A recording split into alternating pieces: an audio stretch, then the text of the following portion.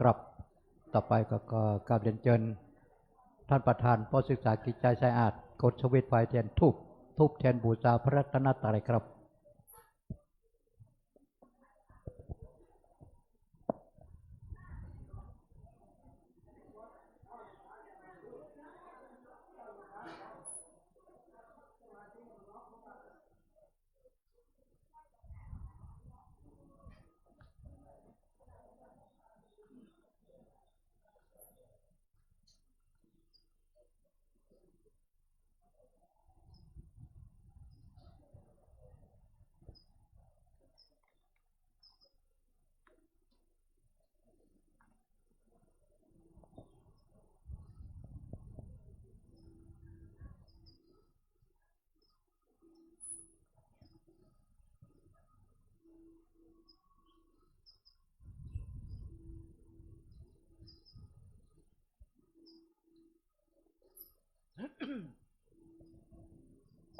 กลับต่อไปกลับพร้อมเดียวกันครับกลับหนึ่งกลับสองกลับสาม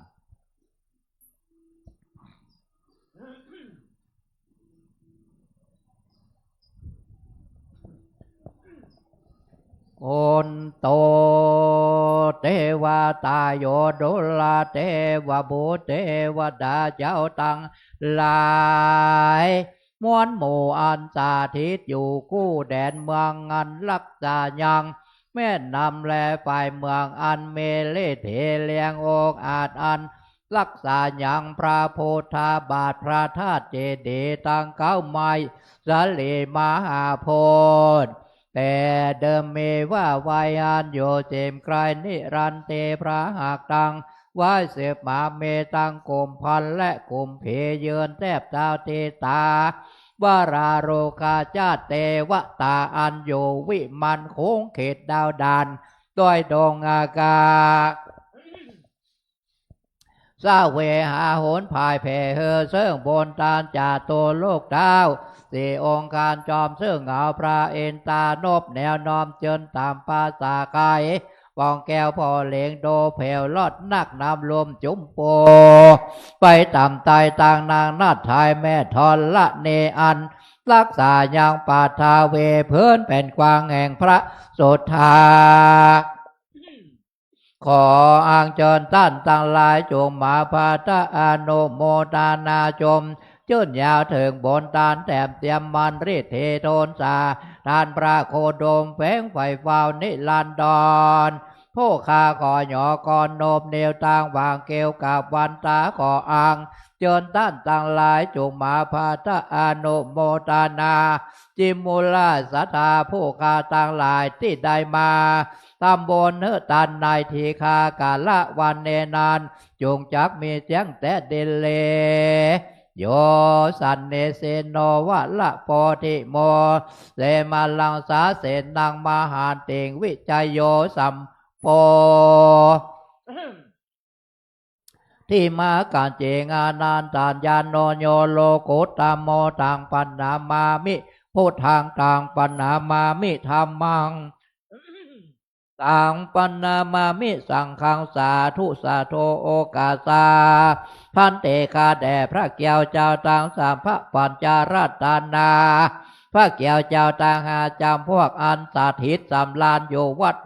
ว่าอารามสถานเตนเนเป็นตนเป็นเก้าเป็นประธานและสาธิตสำลานอยู่จันวาตาวะติงสาภาคกาพมสวรรค์กะเตวะโลกและอันสาธิตสำลานอยู่เนื้อนาจมโปดจู้ตี้จู้แห่งจู้ตนจู้พระองค์วันนี้ก็เป็นวันดีที่อันวิเศษเหตุว่าเดือน8เหนือแลม15ข้ามเป็นวันเดือนดับก็ได้มาจูจอดลา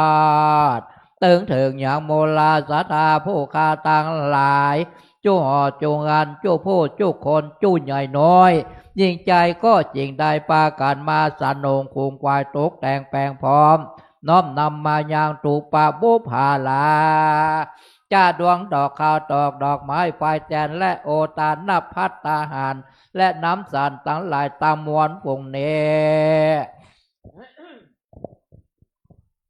เพื่อว่าจักนำมาถวายปู่จาเฮอตานแด่พระแก้วเจ้าทั้งสามและทั้งห้าพระองค์ว่าสันเนแต่ดิเลขอพระแก้วเจ้าทั้งสามและทั้งห้าพระองค์จงมีธรรมาเมตตาเอ็นดูคุณาวายนาปาติกาลับเอาอย่างปัลลามิจจาปูจาแห่งมูลสัทธาผู้กาต่างหลายแล้วเพื่อใดโสมดังกรรมกรรมผาทานาแห่งมูลสัทธาผู้กาต่างหลายว่าสันนิแต่เดลิบนยะลายเสอันนิดนามีมากเมื่อมูลสถาผู้กาต่างหลายได้มาทำบนเฮือตานาย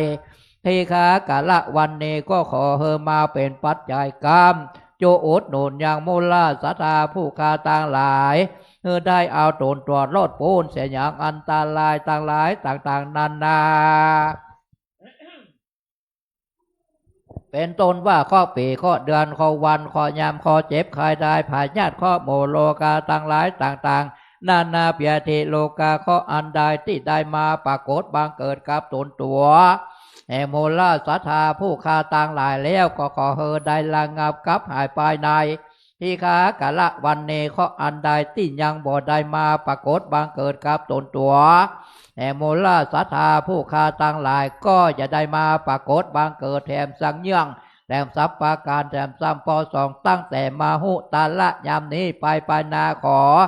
โมลสัทธาผู้คาต่างหลายจูงจำเดินไปด้วยอายุปีอายุเดือนอายุวันอายุยามอายุวันนะสุขปัลลาปักก่อไปด้วยจุกปีจุกเดือนจุกวันจุกยามไปใจขอเฮอได้เอาตนตรวจตั้งไว้อยู่กรรมโจยังวาลาพุทธศาสนาขององค์พระมหาเจนาทัตเจ้าไปโจรเชียงเจละการยืนยาวนานนักนั้นจูงจักมีเจียงแต่เดลีตังโนอาคิตุปะบุภาลาจาตานังสาโทโอตานาพิกาหาตานังโอตะกังตานังอเพจานาสาธาลนะสัพพโลกิญะโลกุตละมัคคาภาลานิปานาปัจจโย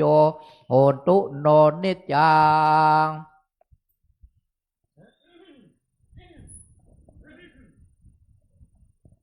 อิมินาสกาเลนะตังโพธางอภิโพชยามาอิมินาสกาเลนะตังธรรมังอภิโพชยามา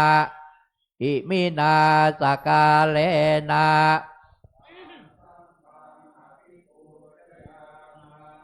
อรหังสัมมาสัมพุทโธภควาโพธังภวันตังพิวาเทมิสวากขาโตภควตาธัมโมธัมมังนามัสสามิสุปฏิปันโนภควโตนะมามิหันธรรมยังพุทธัสสะภะคะวะโตบุพภะคะนามะกะลังกะโลมะเสเอ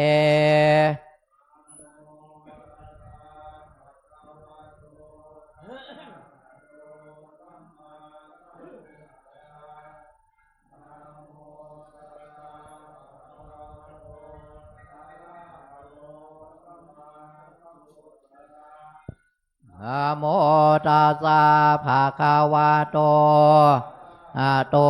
สัมมาสัมพุทธัสสะหันธรรมยังพุทธาภิกขุติงกะโลมาเสเออะระหังสัมมาสัมพุทโธเวชชาจารณะสัมปันโนโตโลกวิโทอนุตตโลโพลิสัทธามาสารติสัตเทวมโนสังไสโทภควาโยมังโลกังสัมมาลกังสัพพะมะกังชาสัมมานาพรามเนงปะชังสะเทมโนชังสายังอภิญญากตวาปะเวเทเส โยธรรมังเทเสเสอาเทกันนางมัชเชกัลยานางปาลิโย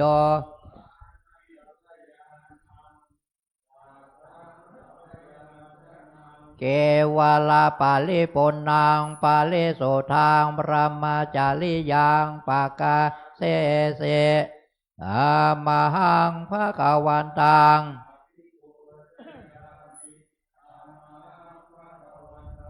ศิลาสานามามิทันธรรมยังธรรมาพิทุติงกะโลมาเส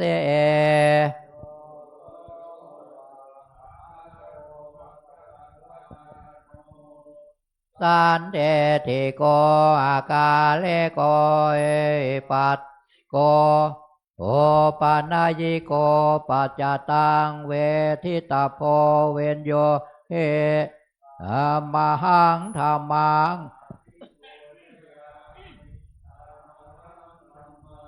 ลาสานามามิทันธรรมยังสังฆาพิทุติงกะโลมาเส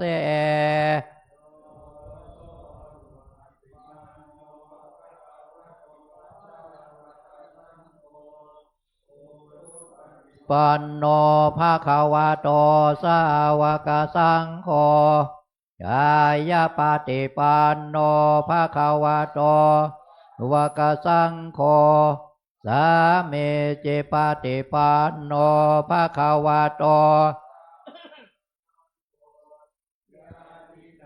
จตาเลโปลิสายุคาเนอาถาปุริสาปุคลาเอสะภะคะวะโตสาวกสังโฆหุนายโยปาหุนายโยทากินายโยเตกาลนิโยอนุตตลังปุญญเขตังโลกัสสะอามหังสังฆังขังศิลาสานามามินะโมตัสสะภะคะวะโตอะระโตสัมมาสัมพุทธัสสะนะโมตัสสะโตอะระหะโตสัมมาสัมพุทธัสสะนะโมตัสสะอะระหะโตสัมมาสัมพุทธัสสะพุทธังสารณ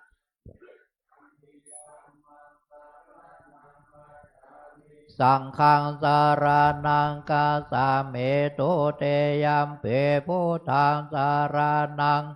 สะเมตุเตยัมปิธัมมังสารนังกัสสะเมติยัมปิสังฆังสารนังกัสสะเมตาเตยัมทังสารนังกัสสะเมตาเตยัมปิธัมมังนังกัสสะเมตาติยัมปิสังฆังลานังกัจฉามินะโมพุทธายะนะโม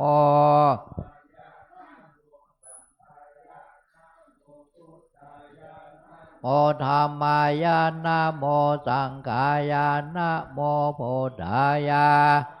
ธัมมายะนะโมสังฆายะ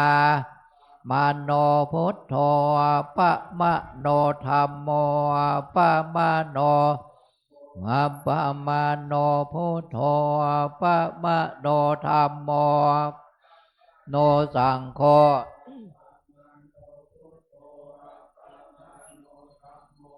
ปะมะโนสังโฆพุทโธเมนะโถธัมโมเมนะโถสังโฆโตกามาฐานังเมนาทังกามาฐานาตายากาจาโยเมนาโถพุทโธเมนาโถธัมโม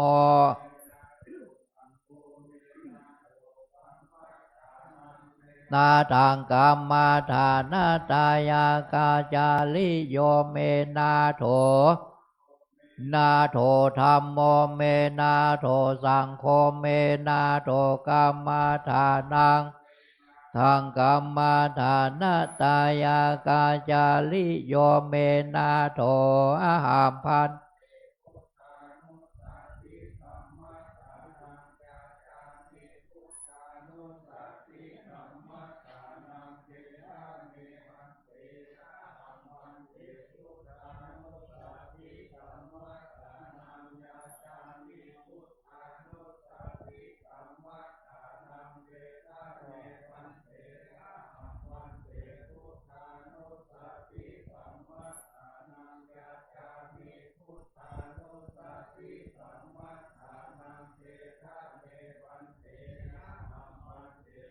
ติโอปาจาลาสามาเทงยาจาเม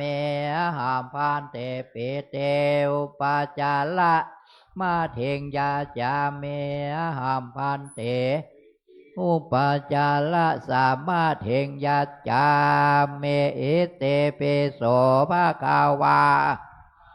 สัมมาสัมพุทโธวิชาจารันะสัมปันโน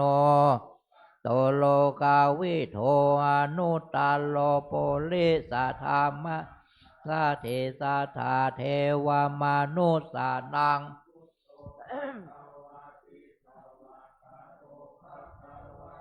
ธัมโมสันเทธิโกอากาลิโกเอ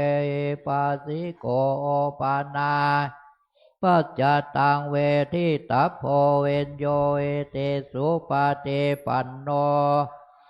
โตสาวกสังโฆสุปฏิปันโนภะคะวะโตข้าสังโฆติปันโนภะคะวะโตสาวกสังโฆสามิเจปฏิปันโนภะคะวะโตลิโปลิสาโยกาเนอาทาโพลิสาปุคลาเอสาภะคะวะโตข้าสังโฆโยปาหุนายโยทักขิเนยโยอัญชะเลกาลาเนโยนุตตลังเขตังโลกัสสาเตอาเทเอมัสสะเมงกาเยเกสาโลมาทาโจตันสังนาหาโลอาเทอาเทเมชังวะกังอาทายายากานังกิโลมาเปหากังปะภาสังอันตังอันตาคูนังโอทาลิยังสังเปตังเสมังปุโพโลหิตังเสโทเมโทสาธิกาโมตังมัทธาเกมัทธาโลคันเตทาวาเทนสากาลังอายัง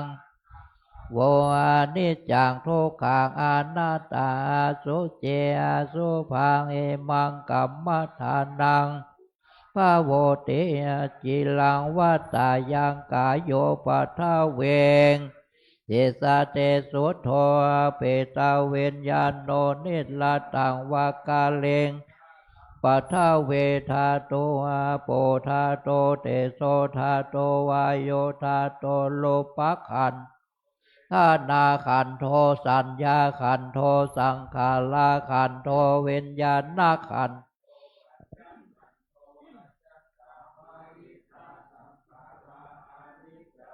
กานาตาเวปาลินามาธรรมาเนจาวาตาสังขาราอุปาทาวายะอุปาสิตาวานิโลชันเตเตสังวุปัสสะโมสุโขนามะโลปังขายะเถนานิจังวาตานิปานังนามะโลปังทุกขังนามตากังนิปานันนามะโลปังอนัตตาอาสาลากาเถนาสาลังอานิจจังนามะโลปังนามะโลปังอนัตตานิจังวาตานิปานังสุขังวาตานิปานังสาลังปานังนิปานังปาละมังสุขังสาธุตานะปาลาเมสัมปันโนตานะปาลาเมสัมปันโนตานะปาลามัทธปาลาเมสัมปันโนเตกาโลนาโมทิตาอุเบกขาปาลาเมสัมปันโนอิติปิโสลาปาลาเมสัมปันโนศีลาอุปปาลาเมสัมปันโนศีลามัทธปาลาเมสัมปันโนเมตตาลาเมสัมปันโนอิติปิโสภะคะวะเนกัมมะปาลาเมสัมปันโน ปะปาลเมสัมปันโนเนคามาปาลามัทธปาลเมสัมปันโนเมตตาฉายาอะไรนะขันติพะโลขันติพะโล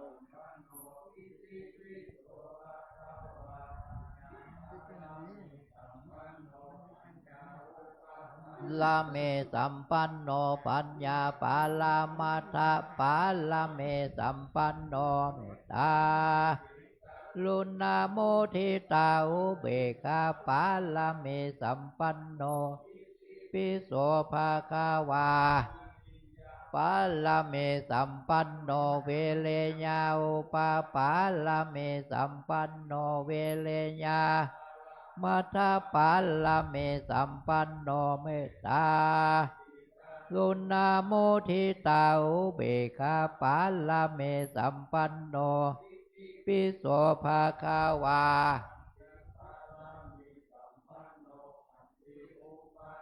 ลาเมสัมปันโนกันเต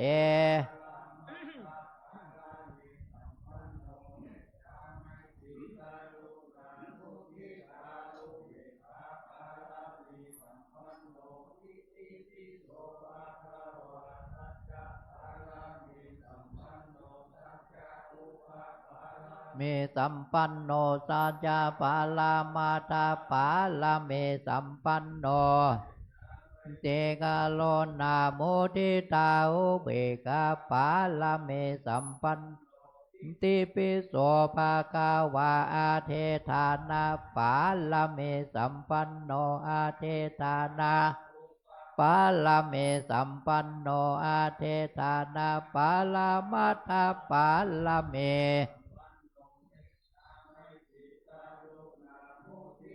อุเบกขาปาลเมสัมปันยิติปิโสภาคาวาเมตตาปาลเมสัมปันโนเมตตาลาเมสัมปันโนเมตตาปาลามาตาปาลเมสัมปันโนเอกาปาลเมสัมปันโนอิติปิโสภาคาวา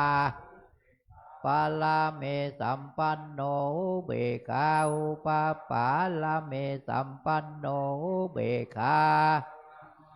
ปาลเมสัมปันโนเมตตาลุนาโมทิตาอุเบกขาปาลเมสัมปันโนปิโสภาคาวาทาสะปาลเมสัมปันโนทาสะ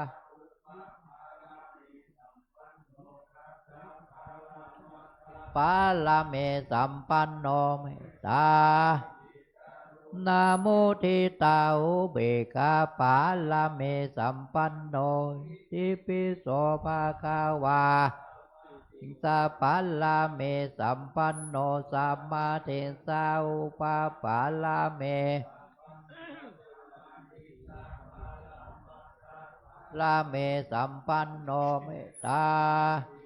ลุนาโมทิตาอุเบกขาปาลาเมสัมปันโนปิโสภาคาวาพุทโธอนันตาเทโกโนเอเตเปโสภาคาวาอิติปิ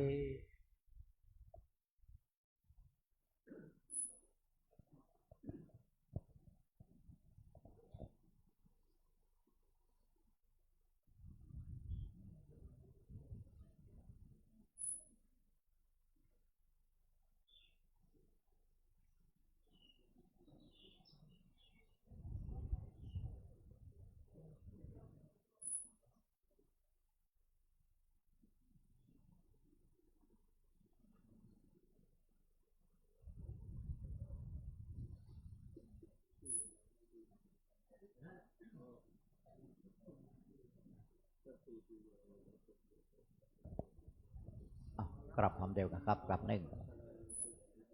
กลับสองกลับสาม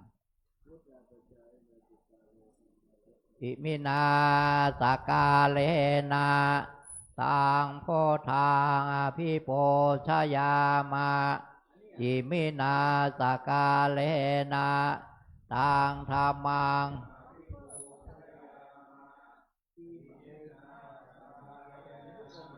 ตังสังฆังอภิปูชยามาอะระหังสัมมาสัมพุทโธภะคะวาโพธังภะคะวันตังวาเทมิสวากขาโตภะคะวะตาธัมโมธัมมังนามัสสามิสุปฏิปันโนภะคะวะโตสังฆังนามามิครับต่อไปก็เชิญคณะสัตยาทั้งหลายกับท่านเจ้าคุณพร้อมเดียวกันกับกลับหนึ่งกลับสองกลับสามมะยังพันเตเตสาละเนนาสาหะปัญจศีลานิยาจามาทุเตยามเปมะยังพันเตเตสาละเนนาสาหะปัญจศีลานิยาจามาตาเตยามเปมะยังพันเตเตสาละเนนาสาหะปัญจศีลานิยาจามะนะโมตัสสะภะคะวะโตอะระหะโตสัมมาสัมพุทธัสสะนะโมตัสสะภะคะวะโตอะระหะโตสัมมาสัมพุทธัสสะนะโมตัสสะภะคะวะโตอะระหะโตสัมมาสัมพุทธัสสะภะคะวะโตโตสัมมาสัมพุทธัสสะนะโมตัสสะภะคะวะโต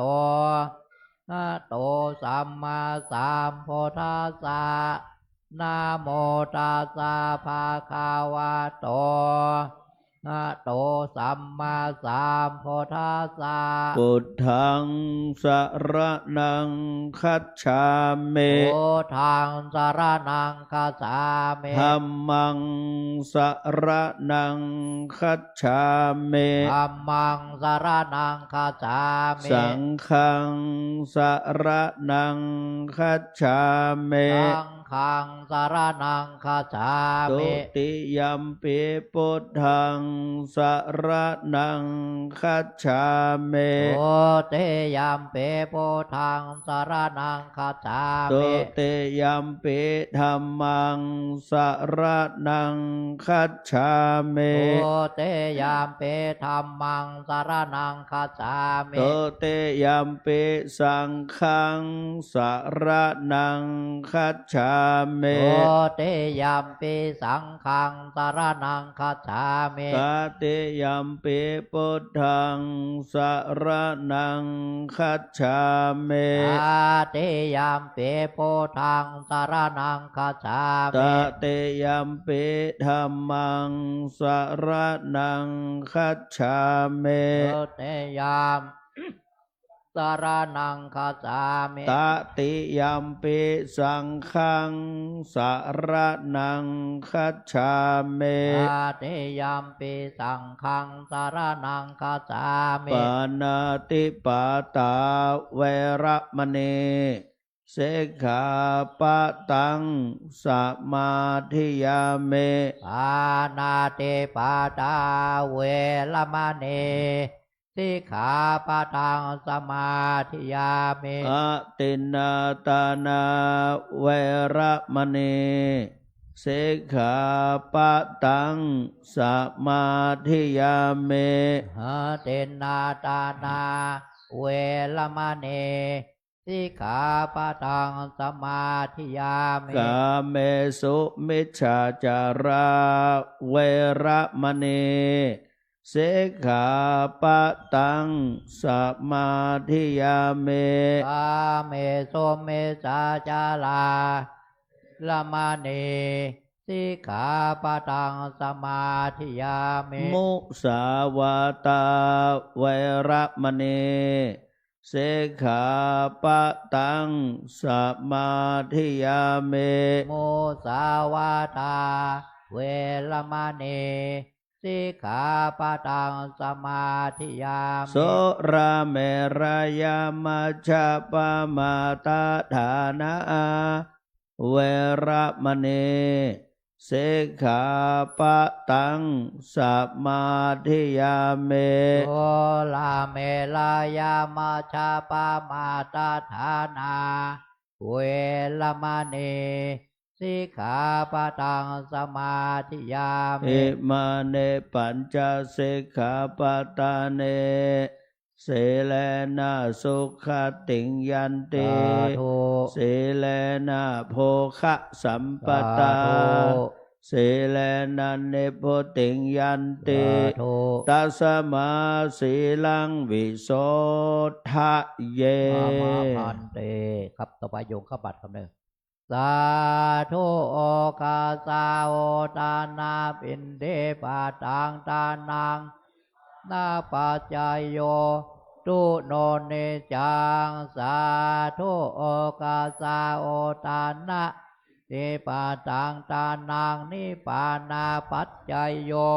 ตุโนเนจังสาธุโอกาส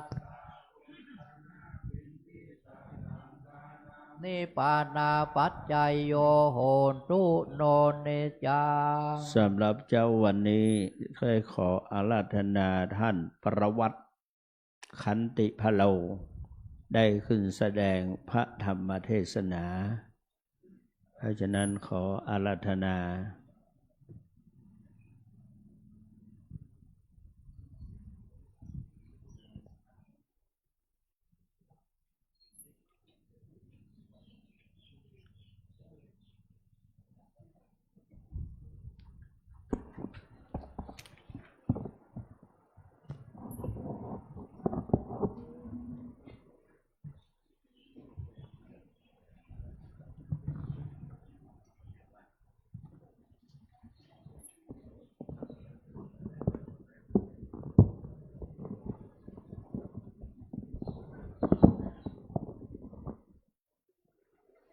เสร็จ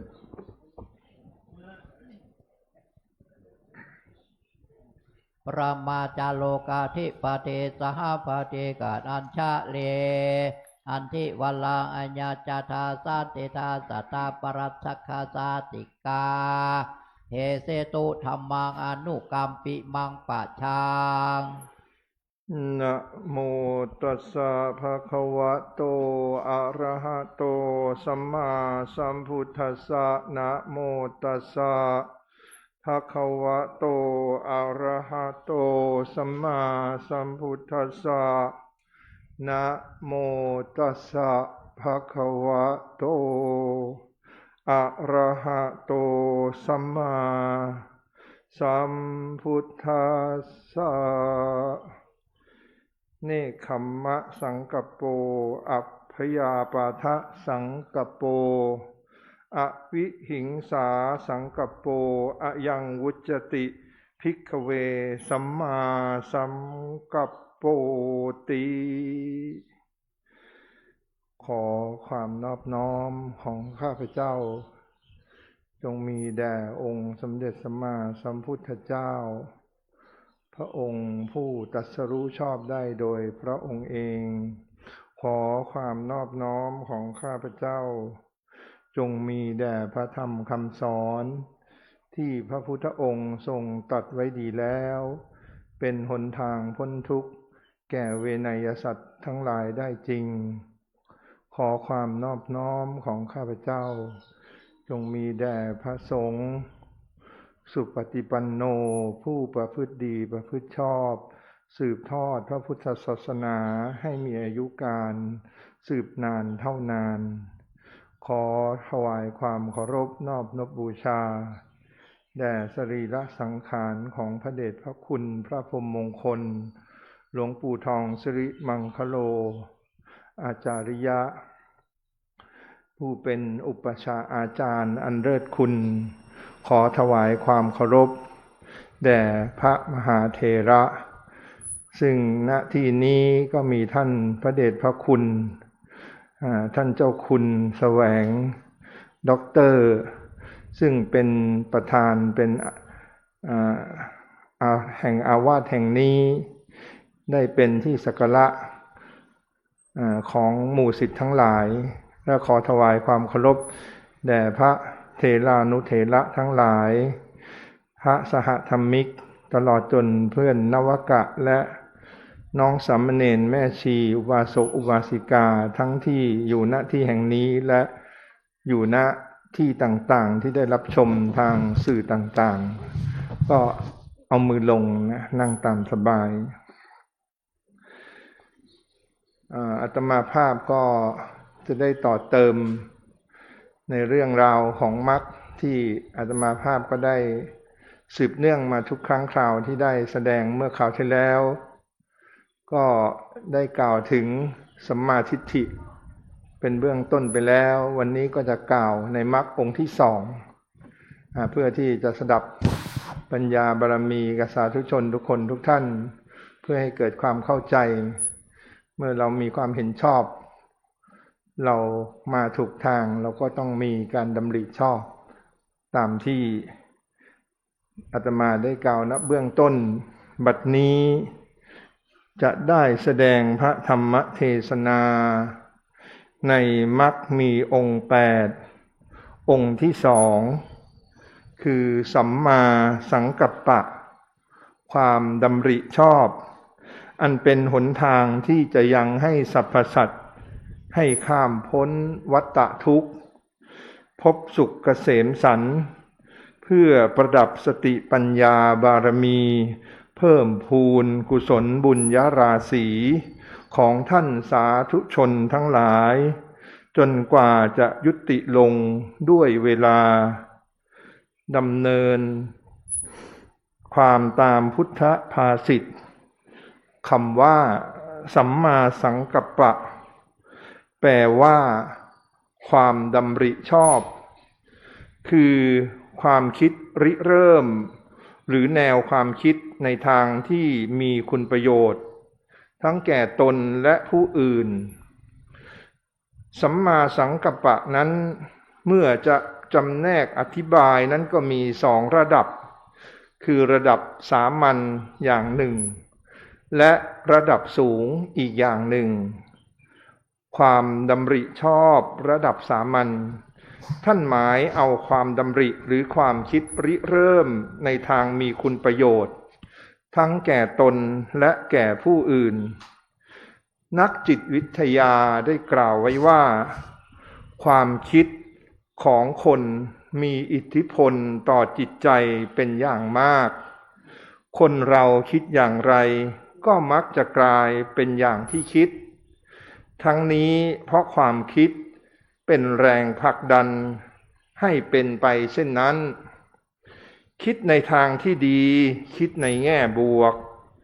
คิดทางที่เป็นคุณก็ย่อมเกิดผลดีเป็นบวกเป็นคุณแก่ตนตรงกันข้ามกันถ้าคิดไม่ดีคิดในแง่ร้ายคิดในแง่ลบย่อมเกิดผลร้ายเป็นโทษแก่ตนคนเรา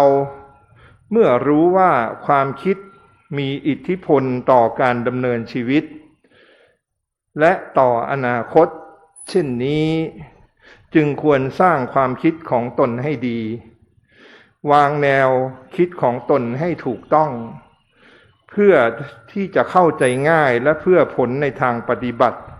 ในชีวิตประจำวันอาตมาภาพใคร่ขอนำความหมายของความดำริชอบในระดับสามัญมากล่าวแสดงพอเป็นแนวทางสัก2 ข้อดังนี้ 1. ความดำริชอบในการทำความดีธรรมดาว่าคนเรานั้นเมื่อจะทำสิ่งใดไม่ว่าจะดีหรือชั่วก็ตามก็จะต้องอาศัยทิฏฐิคือความเห็นเป็นจุดตั้งต้นลำดับต่อมาก็จะเกิดความคิดริเริ่มหรือมีความตั้งใจที่จะอยากจะลงมือเช่นเห็นว่าคนทำดีย่อมได้ดีคนทำชั่วย่อมได้ชั่วเมื่อเห็นเช่นนี้แล้ว ก็จะเกิดความคิดริเริ่มขึ้นมาว่าเราควรทำความดีไม่ควรจะทำความชั่วเพราะว่าถ้าเราทำความดีเราก็จะได้รับผลดีตอบแทนแล้วเกิดความตั้งใจว่าเราจะเป็นคนดีเป็นพระดีเป็นสามีหรือภรรยาที่ดีและก็จะตั้งใจที่จะทำความดีการที่เราเป็นคนดีนั้นไม่ต้องเอาตัวเราไปเปรียบเทียบกับใครและก็ไม่ต้องเอาใครมาเปรียบเทียบกับตัวเราให้เรานี่แหละไปเปรียบเทียบกับตัวเราเองคือตัวเราวันนี้กับตัวเราเมื่อวานนี้เป็นอย่างไรตัวเราเดือนนี้กับเดือนที่ผ่านมานั้นเป็นอย่างไรตัวเราปีนี้กับปีก่อนแตกต่างกันอย่างไรดีขึ้นหรือว่าเลวลงหรือว่าเสมอตัวก็โดยวิธีการที่ยกเอาเรื่องหลายๆเรื่องที่เกี่ยวข้องกับตัวเราเช่นเศรษฐกิจหรือว่าสุขภาพทางกายทางจิตหรือว่าความรู้ความสามารถมนุษยสัมพันธ์หรือว่าความก้าวหน้าในการงานการปฏิบัติธรรมเป็นต้นขึ้นมาเป็นเครื่องกำหนดวัดว่าความเปลี่ยนแปลงไปนั้นเป็นไปในทางที่ดีขึ้นหรือว่าแย่ลงความคิดริเริ่มของคนเรานั้นเปรียบเหมือนกับนายท้ายเรือที่ประคับประคองหางเสือให้เรือแล่นไปในทิศทางที่ต้องการส่วนชีวิตของเรานั้นเปรียบได้กับรำเรือที่จะเดินหน้าถอยหลังเลี้ยวซ้ายเลี้ยวขวาจะแล่นช้าหรือแล่นเร็วแล่นไปในเส้นทางหรือว่าออกนอกเส้นทางก็ขึ้นอยู่กับนายท้ายเรือว่าจะคัดหางเสือไปในทางทิศใดดังนั้นผู้ที่ต้องการจะมีชีวิตที่ดีมีความสำเร็จและมีความสุขจึงต้องสร้างสัมมาสังกัปปะความคิดริเริ่มที่ชอบที่ถูกต้องให้บังเกิดขึ้น 2. ความคิดริเริ่มในการต่อสู้กับอุปสรรคต่างๆชีวิตทุกชีวิตย่อมได้พบกับอุปสรรคมากบ้างน้อยบ้างถ้าเติบโตขึ้นมีตำแหน่งยศศักดิ์สูงขึ้นอุปสรรคก็ย่อมจะใหญ่ขึ้นตามกันงานใหญ่อุปสรรคก็ใหญ่เหมือนเรือใหญ่ต้องกระทบกับคลื่นใหญ่คนที่จะฝ่าฟันอุปสรรคไปได้นั้นต้องมีความคิดที่ในทางที่ต่อสู้เมื่อบุคคลคิดในทางต่อสู้ก็จะเกิดกำลังกายกำลังใจในการลงมือปฏิบัติคนที่ประสบความสำเร็จรุ่งโรจน์ได้นั้นก็ล้วนเป็นผู้ที่มีความคิดที่จะต่อสู้กับอุปสรรคอย่างไม่หวั่นเกรงความจริงอุปสรรคนั้นเป็นเครื่องทดลองกำลังใจกำลังความสามารถของคนมันเหมือนเทพธิดาที่มาในรูปของมารร้ายเมื่อเห็นเราสู้จะแพ้หรือชนะนั้นไม่สำคัญความสำคัญอยู่ที่เราสู้เทพธิดาก็จะเผยตัวจริงให้เห็นทำให้เราชื่นใจเมื่ออุปสรรคอันหนักหน่วงได้ผ่านพ้นไปแล้วเหลือไว้แต่ความทรงจำในความสำเร็จของเราก็จะชื่นใจไปตลอดชีวิตเมื่อนึกถึงมันถ้าไม่สำเร็จก็จะเป็นบทเรียนอันดียิ่งของชีวิตให้เราได้เรียนรู้ว่าทำไมเราจึงไม่ประสบความสำเร็จในเรื่องนั้นๆทำให้เรา ต้องหาข้อบกพร่องของเราให้เราได้ค้นหาวิธีการใหม่เพื่อความสำเร็จในก้าวต่อไปและด้วยบทเรียนจากความล้มเหลวนั่นเองอาจนำเราไปสู่ความสำเร็จอันยิ่งใหญ่กว่าดีกว่าและก็มีคุณค่ามากกว่าเพราะฉะนั้นเมื่อเห็นทางที่จะสำเร็จดีแล้วจึงไม่ควรย่อท้อต่ออุปสรรคต้องมีความคิดในการต่อสู้พระพุทธองค์ได้ตรัสไว้ในคัมภีร์ธรรมบทว่ามโนปุพพังคมาธรรมามโนเศรษฐามโนมยามนสาเจปทุตเทนะภาสติวากโรติวาตะโตนังทุกขมันเวติจักกังวะวะหะโตปะทังแปลว่าธรรมทั้งหลายมีใจเป็นใหญ่มีใจเป็นหัวหน้าสำเร็จมาจากใจหากบุคคลพูดดีก็ดีพูดก็ดีทำก็ดีถ้าทำด้วยใจที่ประทุษร้ายภายหลังความทุกข์ย่อมติดตามเขาไปเหมือนล้อเกวียนหมุนตามรอยเท้าโคไปฉะนั้นความหมายของพุทธภาษิตก็คือความคิดเป็นสิ่งสำคัญที่สุดมีอิทธิพลสามารถเปลี่ยนแปลงวิถีชีวิตเปลี่ยนแปลงสังคมและเปลี่ยนแปลงโลกได้เพราะเมื่อคนเปลี่ยนแปลงความคิดการดำเนินชีวิตก็ย่อมเปลี่ยนไปเมื่อการดำเนินชีวิตของคนเปลี่ยนไปสังคมก็จะเปลี่ยนแปลงตามและเมื่อสังคมเปลี่ยนแปลงไปโลกของเรานั้นก็จะเปลี่ยนไปด้วยเพราะคนสังคมและโลกมีความสัมพันธ์เกี่ยวเนื่องกันตัวอย่างเช่นเมื่อแนวคิดของคนเพ่งเล็งไปในความก้าวหน้าทางวัตถุเป็นจุดหมายปลายทางของชีวิตพวกเขาย่อมมุ่งแสวงหาวัตถุเป็นจุดสำคัญเอาวัตถุมาเป็นเครื่องวัดความสำเร็จแห่งชีวิตสังคมโลกก็จะเปลี่ยนแปลงโน้มเอียงไปในทางวัตถุวุ่นวายอยู่กับวัตถุแต่ถ้าแนวคิดของคนพุ่งไปในทางความเจริญก้าวหน้าทางจิตใจพวกเขาย่อมมุ่งไปในทางพัฒนาจิตใจเป็นสำคัญแข่งขันกันพัฒนาจิตใจว่าใครจะใจสูงกว่าใครคนที่จะได้รับการยกย่องนับถือมากที่สุดก็คือคนที่ใจสูงที่สุดความวุ่นวายย่อมไม่มีเพราะการพัฒนาจิตใจมีความสงบเป็นปัจจัยสำคัญจริงอยู่สภาพภายนอกเช่นบ้านเรือนอาหารและคนย่อมมีส่วนในความสุขหรือความทุกข์ของเราเหมือนกันแต่ก็ไม่มากเท่าความคิดของเราถ้าเราคิดเป็นทุกอย่างย่อมแปรสภาพมาเป็นประโยชน์แก่เราแม้ความปราชัยแห่งชีวิตในบางครั้งบางคราว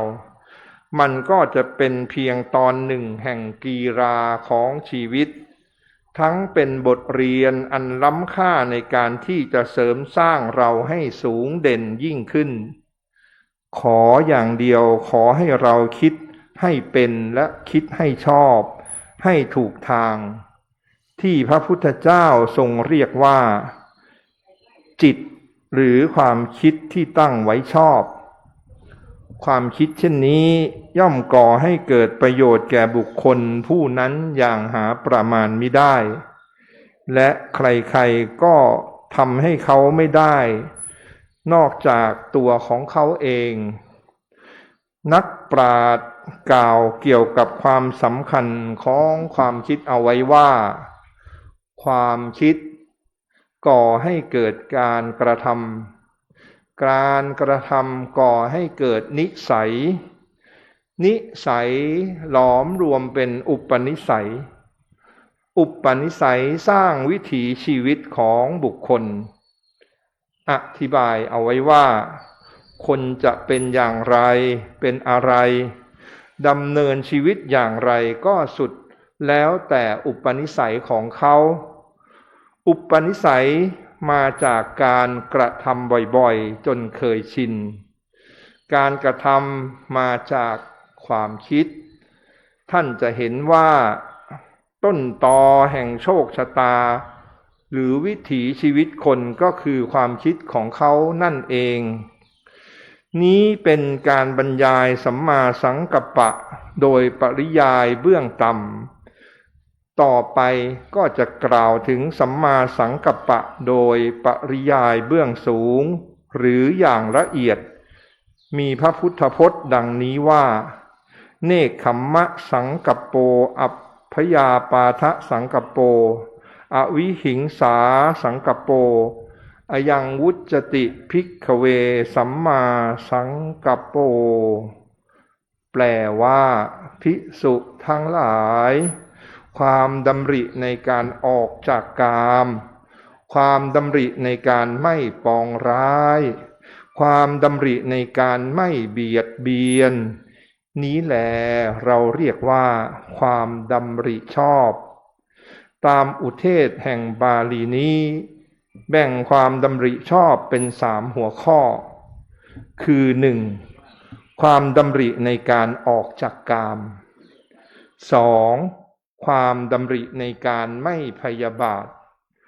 3. ความดำริในการไม่เบียดเบียน 1. ความดำริในการออกจากกามคำว่ากามหมายถึงสิ่งอันน่าใคร่น่าปรารถนาทั้งปวงนั่นก็คือรูปเสียงกลิ่นรสและสัมผัสอันน่าใคร่น่าปรารถนาและความใคร่ความพอใจในรูปเสียงเป็นต้นนั้นสิ่งเหล่านั้นเป็นโลกามิตรกล่าวคือเหยื่อของโลกเครื่องล่อของโลกบ่วงของมารพวงดอกไม้ของมารมีอานุภาพล่อให้คนเพลินหลงติดอยู่แล้วนำทุกข์มาให้ในภายหลังทำนองเดียวกันกับสิ่งเสพติดให้โทษและการพนันมันมีอำนาจยั่วยวนให้เพลินให้คนหลงมันแล้วก็มอบทุกข์โทษให้ในภายหลังคนส่วนมากไม่ได้ยินไม่ได้ฟังไม่ได้ศึกษาคำสอนของพระอริยเจ้าว่ากามนั้นมีโทษอย่างไรเขาเรียนรู้แต่คำสอนคำแนะนำคำชักชวนของปุถุชนผู้หมกมุ่นอยู่ในกามด้วยการพรรณนาคุณของกามชักชวนให้แสวงหากามสรรเสริญบุคคลผู้มั่งคั่งพรั่งพร้อมไปด้วยกามคนทั้งหลายผู้ตกอยู่ในอำนาจครอบงำของสังคมก็พลอยหมกมุ่นพัวพันเห็นดีเห็นงามไปด้วยพอต้องประสบทุกข์เพราะกามเข้าก็ไม่มีญาณที่ยังรู้ว่าทุกนี้นั้นเกิดขึ้นเพราะกามจึงต้องเที่ยวโทษคนนั้นคนนี้แล้วก็ปองร้ายกันเบียดเบียนประหัตประหารกันให้สังคมวุ่นวายอย่างที่เห็นกันอยู่ในทุกวันนี้เมื่อสาธุชนทราบว่ากามนั้นก่อให้เกิดทุกข์เช่นนี้เราจึงต้องพยายามหาทางเพื่อที่จะพ้นไปจากกามเหล่านั้นแต่การที่จะพ้นจากกามนั้นต้องมีความดำริในการออกจากกามเสียก่อนความดำรินั้นเมื่อเกิดขึ้นเนืองๆก็ย่อมชักนำผู้ดำริให้พ้นไปเสียจากบ่วงของกามถ้าคนใดไม่เคยดำริในการออกจากกามเลยมีปกติพัวพันหมกมุ่นอยู่ในกามที่เรียกว่ากามสุขัลลิกานุโยคก็เป็นการยากที่จะหลุดพ้นออกไปจากบ่วงของกามได้ยิ่งหมกมุ่นพัวพันมากเท่าใด อารมณ์แห่งกามก็พอกพูนหนาแน่นมากขึ้นเท่านั้นและพยายามแสวงหาวัตถุกามใหม่ๆเรื่อยไปเพื่อปนเปื้อความกระหายในกามให้อ้วนพีขึ้นมีกำลังมากขึ้นเรื่องที่จะเบื่อกามโดยวิธีปนเปื้อนั้นไม่มีทางที่จะเป็นไปได้ความดำริในการออกจากกามนั้นเป็นมรรคหนึ่งที่นำไปสู่ความหลุดพ้นจากบ่วงกามอันมีลักษณะผูกพันบุคคลไว้ในโลกในภพแม้มันจะผูกแบบหย่อนๆแต่ก็ยากที่จะแก้แม้มันผูกหย่อนๆแต่มันก็ยากยิ่งที่จะแก้มีคนน้อยนักที่จะพ้นไปจากอำนาจครอบงำของกามแต่ผู้พ้นก็มีอยู่ผู้ใดพ้นได้ผู้นั้นย่อมประจักษ์ตนเองว่าสภาวะที่อยู่เหนือกามนั้นเป็นความปลอดโปร่งผาสุกร่มเย็นห่างจากภัยอันตรายต่างๆมีความรู้สึกถึงความส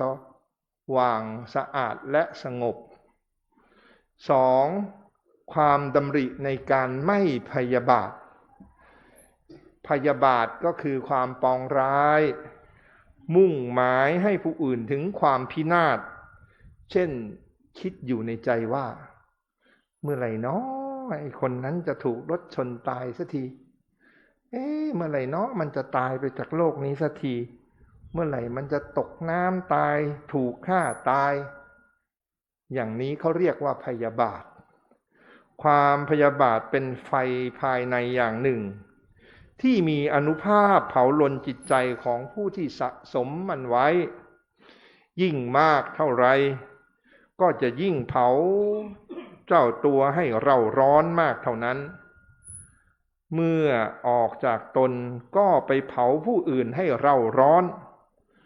สังคมก็พลอยเร่าร้อนไปด้วยผู้มีปัญญาเห็นแจ้งดังนี้จึงดำริในการไม่พยาบาทคือการอยู่ด้วยการให้อภัยในชีวิตให้อภัยในทรัพย์สินและในความรู้สึกของผู้อื่นคือไม่ทำลายชีวิตไม่ทำลายทรัพย์สินและความรู้สึกของเขาการให้อภัยเป็นทานอันยิ่งใหญ่อย่างหนึ่งซึ่งท่านเรียกว่าอภัยทานความดำริในการไม่พยาบาททำใจของตนให้ผ่องใสมีความสุขอยู่ด้วยความเมตตาธรรมและส่งบุคคลผู้เป็นเช่นนั้นให้ขึ้นสู่แท่นอภิปูชนียบุคคลครุฐานิยบุคคลเป็นต้นฉะนั้นความดำริในการไม่พยาบาทจึงเป็นมรรคหนึ่ง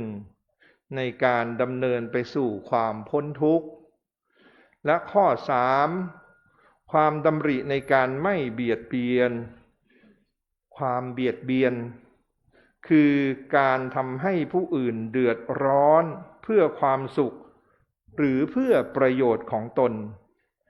นั้นก็ส่วนใหญ่ก็มีสาเหตุมาจากความโลภบ้างความโกรธบ้างความหลงบ้างต่างจากพยาบาทตรงที่ว่าการพยาบาทนั้นเป็นการผูกเวรจองเวรผูกใจเจ็บ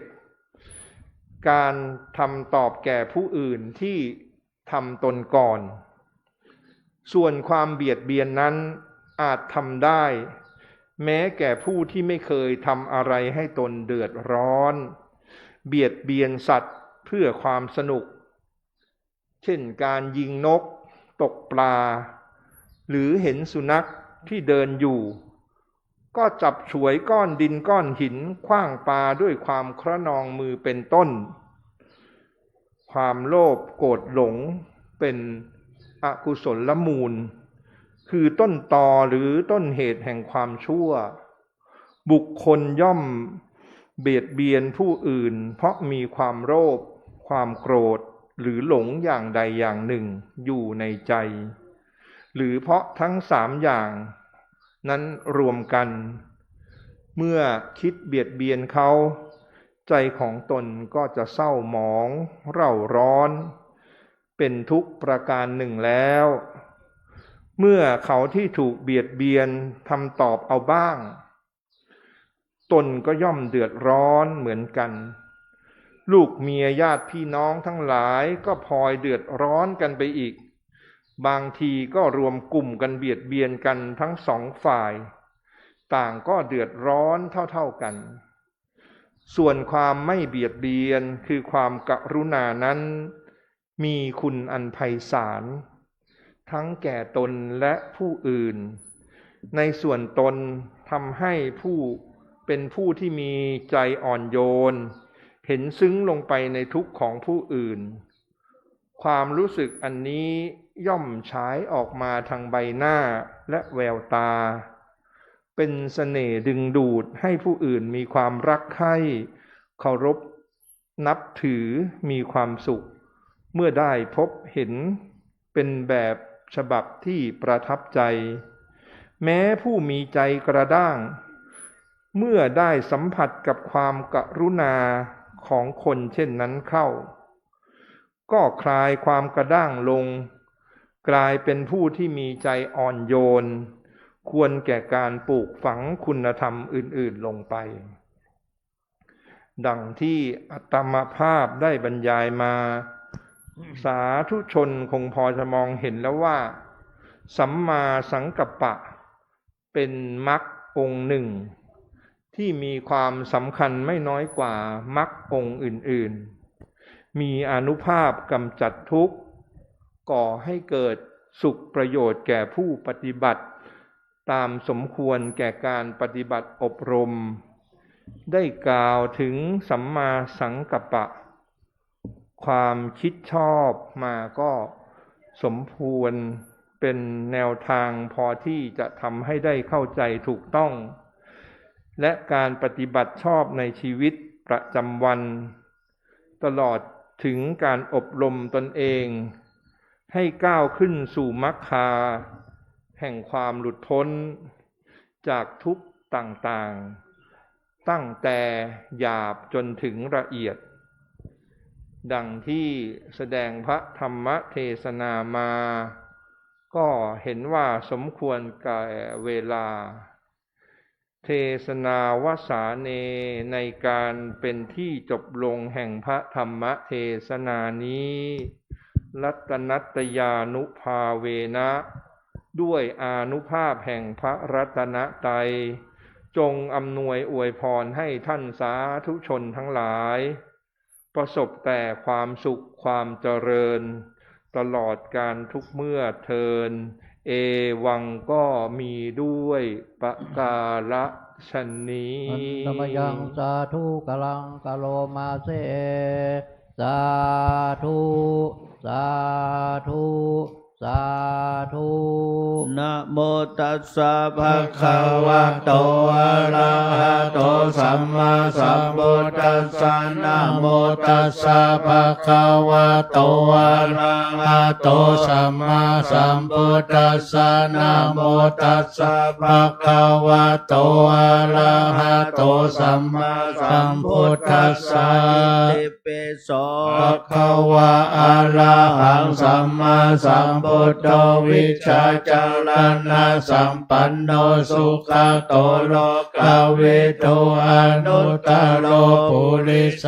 ธรรมสารถิสัทธาเทวมนุสสานังพุทโธภควติสาขาโตภควตาธัมโมสันทิติโกอากาลิโกเอหิปัสสิโกโอปัญญโกปัจจตังเวทิตาโพวิญโยอิติสุปฏิปันโนภควโตสาวกสังโฆอวย ชุปฏิปันโนภะคะวะโตสาวกสังโฆยายะปฏิปันโนภะคะวะโตสาวกสังโฆสามิจิปฏิปันโนภะคะวะโตสาวกสังโฆญาติตังจัตตาริปุริสายุคาเนอัตตาปุริสาปุคคัลลาเอสะภะคะวะโต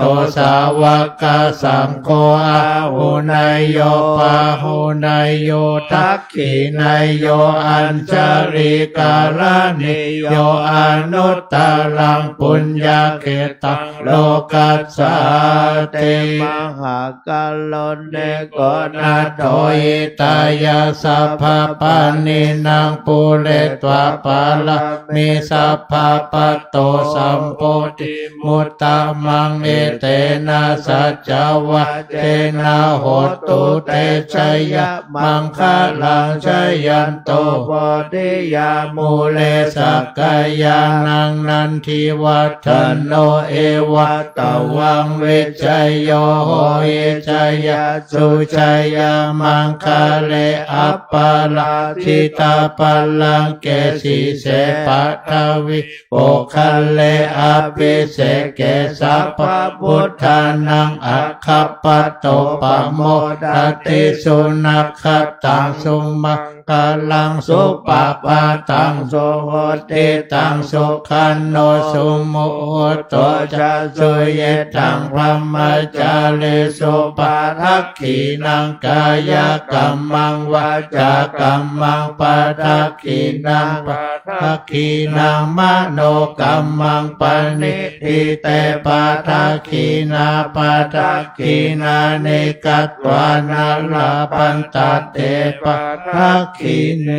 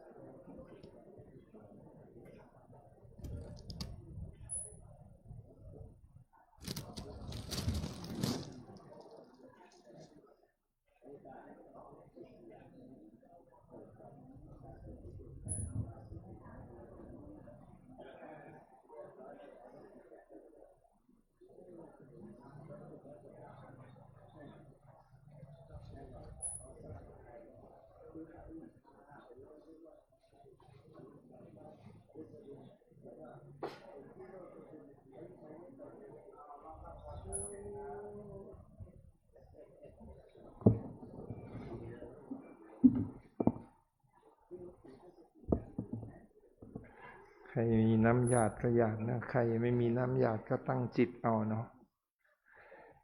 ยะถาวาริวหาปุราปริปุเรนติสาครังเอวะเมวะอิโตทินังเปตานังอุปกัปปติอิหิตังปฏิตังตุมหังคิปะเมวะสมิจฉตุสัพเพปุเรนตุสังกปาจันโทปนารโสยถามณิโชติรโสยถา สัพพิติโยวิวัชชันตุสัพพะโรโควินาศตุมาเตภวัตวันตรายโยสุขีทีคายุโกภวะอาภิวาทนาสีริสนิจังวุธาปจายโนจัตตารโอธรรมาวัฏันติอายุวันโนสุขังภาลัง สาธุสาธุสาธุครับคณะสัตยาทั้งหลายช่วยกันยกกันเข้าและก็บาตรมาถวายท่านพระคุณเจ้าครับ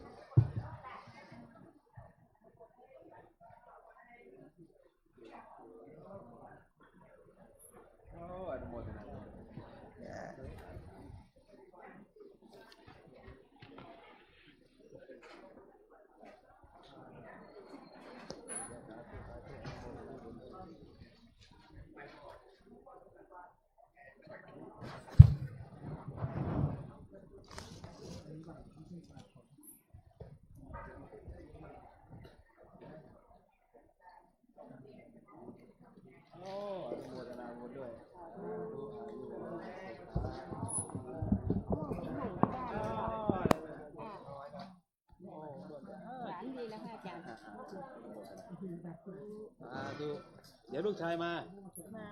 เดี๋ยวจะมาเรียนนี่ปีนี้ ผมว่าไปอยู่โดยสุเทพ เดี๋ยวมา อันนี้ส้มวันนี้เดียว อ๋อ ใส่ อ แบ นุโม บ ทนาเลยอายุวันโนสุขังพลังนะ แม่แม่แล้วอีก จะมาวันนี้พรุ่งนี้แหละปีนี้มาเรียนนี่ สุเทพจบแล้วแก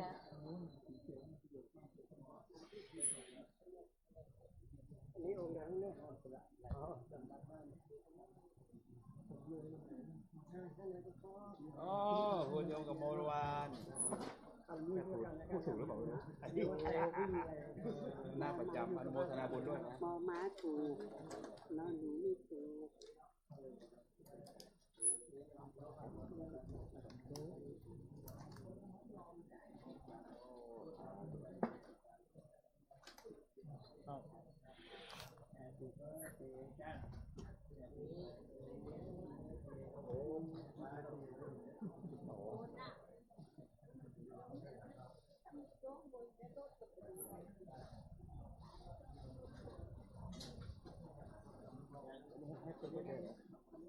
อ๋ออนุโมทนาบุญด้วย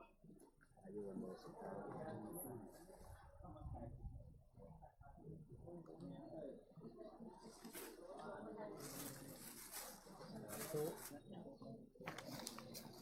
แต่ที่สามอย่างวันนี้ วันนี้83 บาทโอ้สุขภาพแข็งแรงอยู่อายุวันโนสุขังพลัง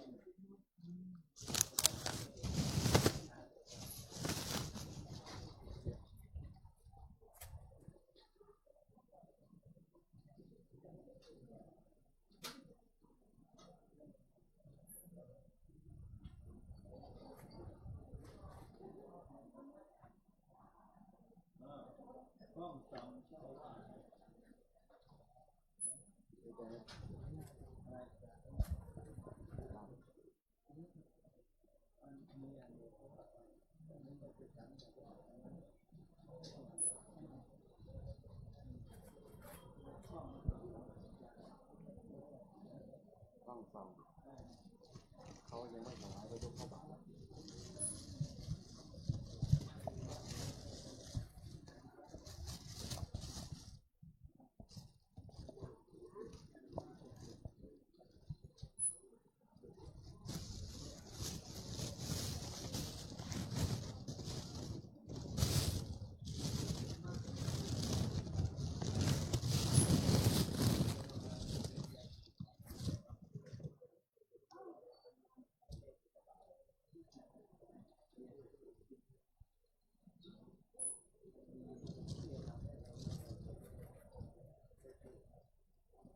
ครับ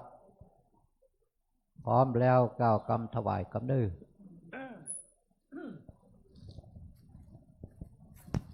นะโมตัสสะภะคะวะโตอะระหะโตสัมมาสัมพุทธัสสะนะโมตัสสะภะคะวะโตอะระหะโตสัมมาสัมพุทธัสสะนะโมตัสสะภะคะวะโตอะระหะโต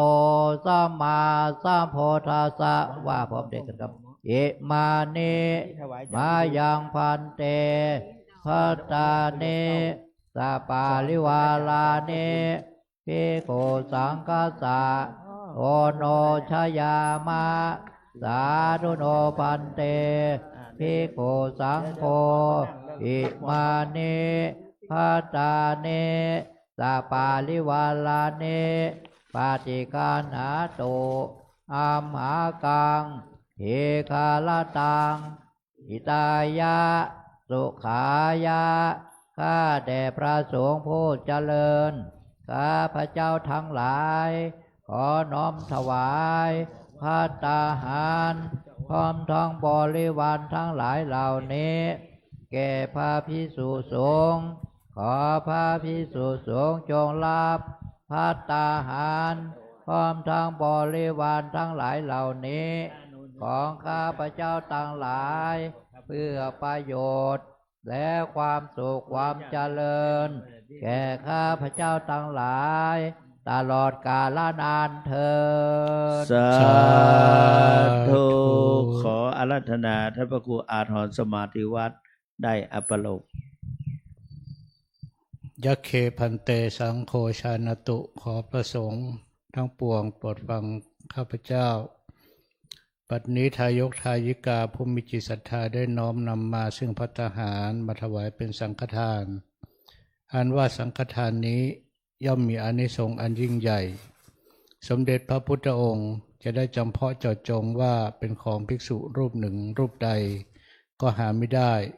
เพราะเป็นของได้แก่สงฆ์ทั่วทั้งสังฆมณฑลพระองค์ทรงตรัสว่าให้แจกกัน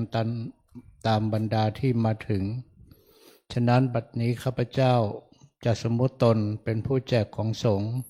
พระสงฆ์ทั้งปวงจะเห็นสมควรหรือไม่เห็นสมควรถ้าเห็นว่าไม่เป็นการสมควรแล้วไซร้จงได้ทับท้วงขึ้นในท่ามกลางระหว่างสงฆ์จะได้เกรงใจถ้าเห็นสมควรแล้วโปรดเป็นผู้นิ่งอยู่บัดนี้พระสงฆ์ทั้งปวงนิ่งอยู่ข้าพเจ้าจักรู้ได้ว่าเป็นการสมควรแล้วที่จะได้แจกของสงฆ์ต่อไปณกาลบัดนี้นะโมตัสสะภะคะวะโตอะระหะโตสัมมาสัมพุทธัสสะ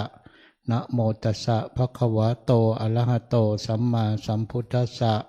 นะโมตัสสะภะคะวะโตอะระหะโตสัมมาสัมพุทธัสสะยัคเคอายังปัทมภาโคมหาเถระสะปาปุนาติส่วนที่หนึ่งย่อมถึงแก่พระมหาเถระผู้อยู่เหนือข้าพเจ้าอวเสสาภาคาอัมหากังปาปุนาติส่วนที่เหลือจากพระเถระผู้ใหญ่แล้วย่อมถึงแก่ข้าพเจ้าทั้งหลายคือพระอนุเถระพระเถระรองลงมาตามลำดับจนถึงพระนวกะรูปสุดท้ายตลอดจนถึงสามเณรแม่ชีโยคีอุบาสกบาสิกาญาติโยมคฤหัสถ์ทั้งหลายและสัตว์ทั้งหลายขอให้ท่านทั้งหลายเหล่านั้นจงบริโภคตามความสุขตามความสบายเถิดสาธุ สังโฆรุจติสังโฆรุจติสังโฆรุจติ ยะถาวาริวะหาปุราปริปุเรนติสาครังเอวะเมวะอิโตทินังเปตานังอุปกปปติอิชิตังบดิตังตุมหังคิปะเมวะสมิจฉตุสัพเพปุเรนตุสังกปา จันโทปนรโสยะถามะนิโชเตละโสยะถา พิติโย เววัชันโตสัพพะโรโคเวนัสตุมาเตภวัตวันตรายโยสุขิเทกายโยโกภวสัพพิติโยวิวัชันโตสัพพะโรโคเวนัสตุมาเตภวัตวันตรายโยสุขิเทกายโยโกภวสัพพิติโยวิวัชันโตสัพพะโรโคเวนัสตุมาเตภวัตวันตรายโยสุขิเทกายโยโกภวะอภิวาทนาสิเลสนิจจังวุฒาปัจจายโนจัตตารโอธรรมวัฏันติอายุวันโนสุขังภาลังอายุโทปลโททีโร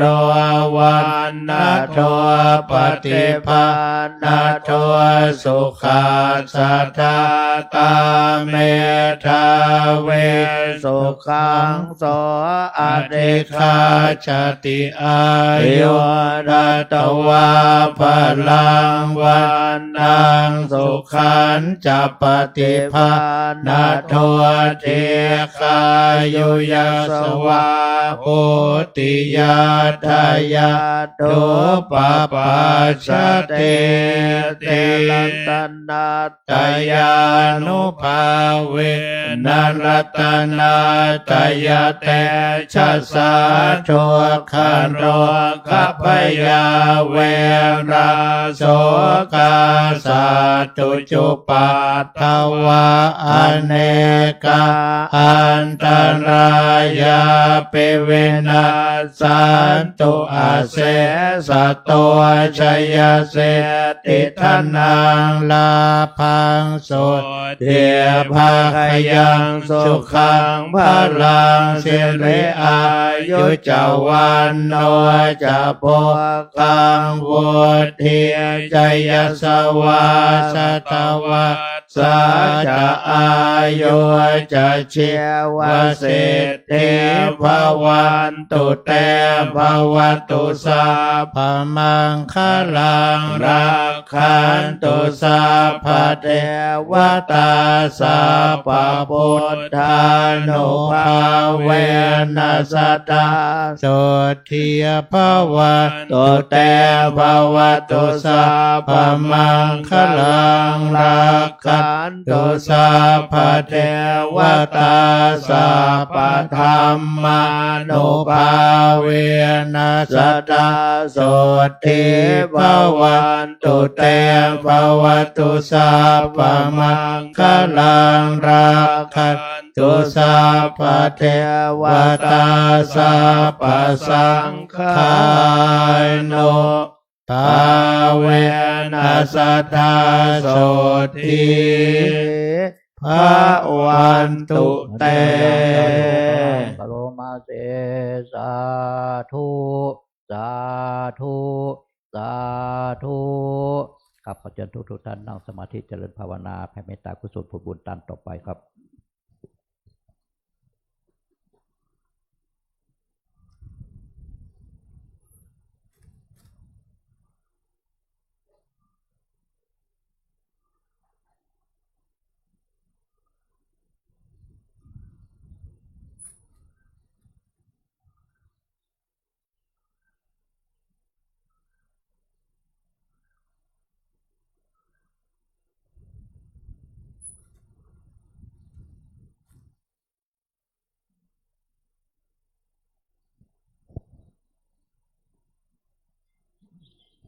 ครับสมควรกับเวลา อิตังทานากัมมังนิปานาปัจจายโยตุโนเนจังเอตังศีลกัมมังนิปานาปัจจายโยตุโนเนจังเอตังภาวนากัมมังปัจจายโยโหตุโนเนจังยังกินเจโกชาลังกัมมังสะเพกาเตกาตังปุญญังโนอนุโมทันโตโตเยเทวาสามิงทานเนอาทิกาตาเทกาโยกาสาทาหุนปัสสะตานังสุเขอาตานังปาลิหาลันโดมาตากิตาโอนโตโตกาปามุจจันโตสัพเพญาติกาสุเกตา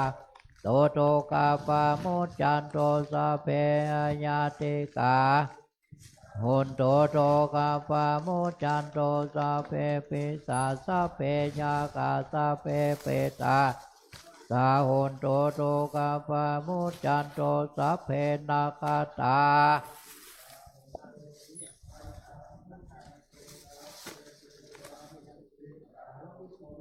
ปาปามุจจันโตสัพเพอาจาริโยปัจจายาตาโหนโตโตกาปามุจจันโตสัพพะสัมปัตเตนังมิชันโตโววันตามิพุทธังสัพพะเมโตสังฆามาตาเมวันตามิธรรมังสัพพะเมโตสังฆามาตาเมวันเตมิสังฆาสัพพะเมโตสังฆามาตาเมวันเตวันตาโหปัจจาจาริเยสัพพะเมโตสังฆามาตาเมวันตากามาตาเมวันเตวันตาละเมมาตาสิมายาสัพพะเมโตสังฆามาตาเมวันเตวันตายาสัพพะสัพพะทานเนสุปาเทธิกาธาโตมาโพเทโพตาโลปัสสักกาลาสัตตานันทาโลเกเต